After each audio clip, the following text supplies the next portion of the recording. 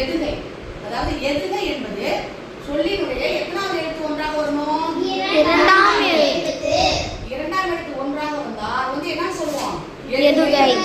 இப்ப எதுகை அருளை, மருளை.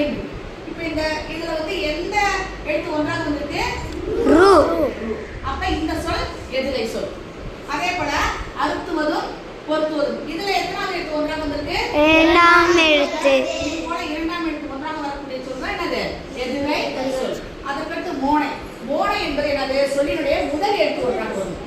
முதல் எழுத்து ஒன்றாக வரும்போது இதுல எந்த எழுத்து ஒன்றாக வந்திருக்கு? ஏட்டிங்கிறதுல ஏ. இதுல ஏ படித்தோம். அப்ப ஏட்டில் ஏன் படித்தோம் என்பது என்னது? மோனை சொல். இந்த மோனை சொல் குறியிலையும் நெடிவிலையும் வரலாம். என்னது? குறியிலையும் வரலாம். ஆனா ஒரே இனமாக இருக்கு. இப்ப நான் அப்ப நான் வந்தாவே இது என்னது? மோனையில தான் வரும். ஏன்னா நெடிலையும் குறியும் ஒரே எழுத்தாக இருந்தால் அது ஒரே இனமாக இருக்கிறது. அது என்ன வருது? மோனை என்ற சொல்லோட அப்ப இதுவும் மோனை சொல். அதுக்கடுத்து இயம்பு சொல். இயம்புனா என்னது?